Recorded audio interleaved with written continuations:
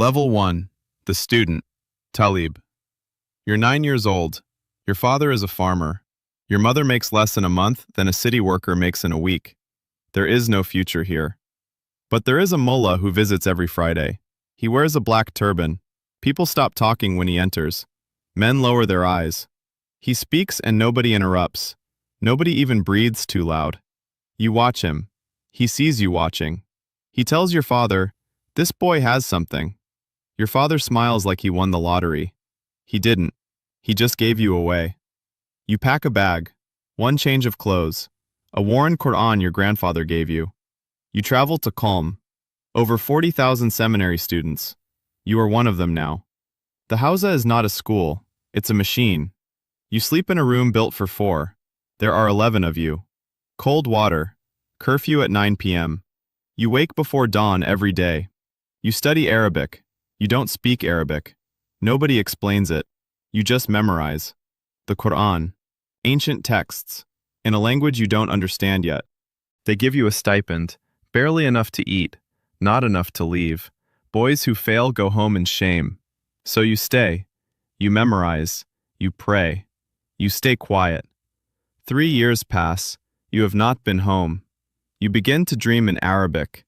Level 2. The Preacher. Mullah.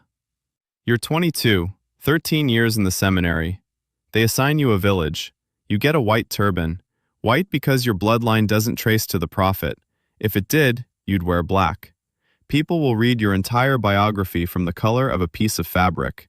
You return to a place just like the one you left. But now, you are on the other side of the room. They bring you tea. They lower their eyes. Your income comes from khums, Islamic tax.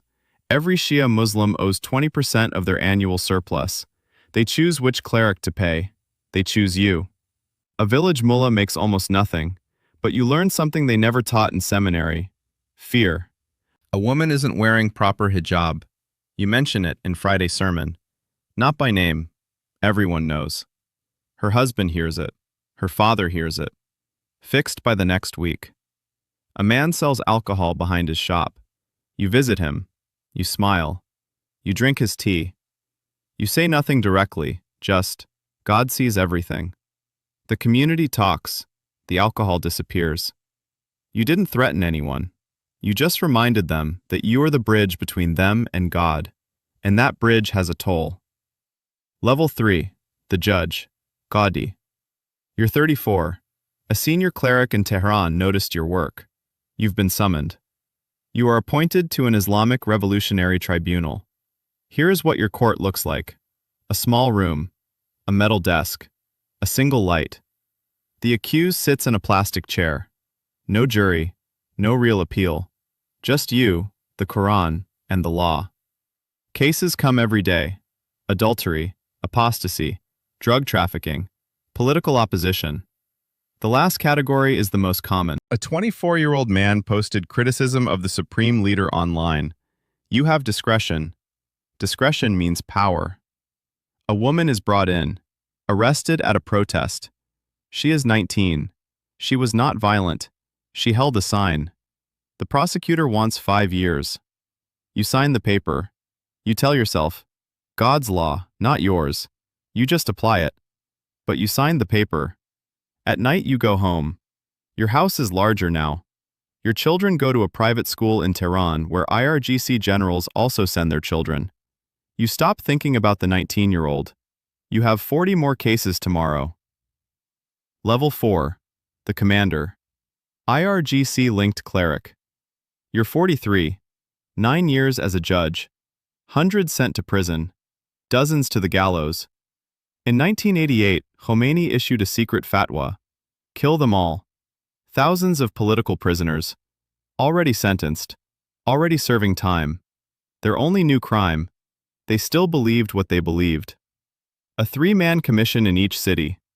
The questions lasted minutes. Do you still support the opposition? If yes, courtyard. Cranes. Groups of 6.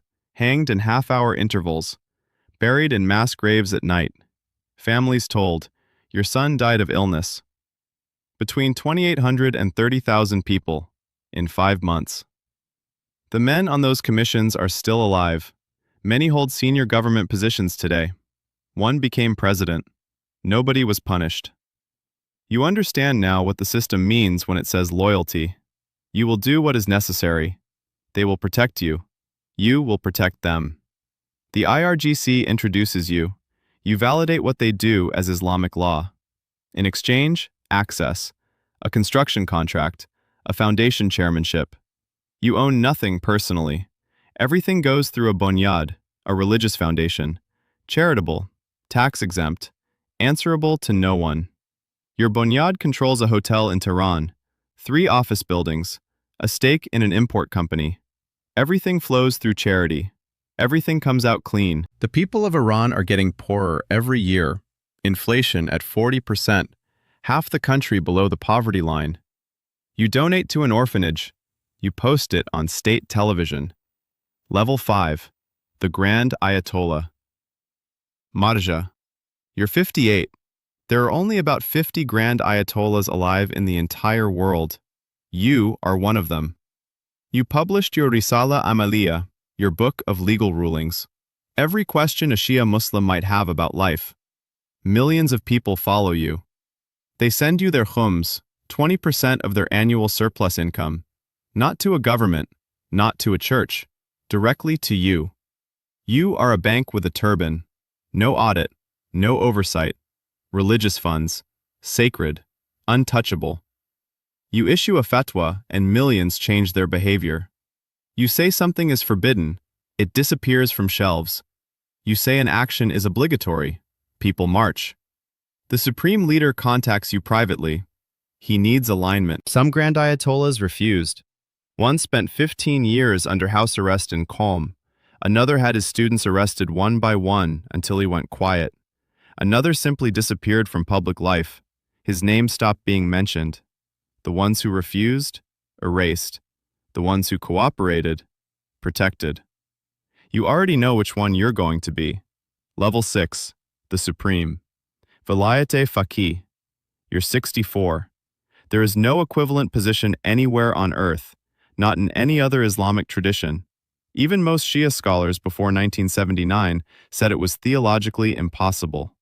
One man, voice of God on earth, until the hidden Imam returns.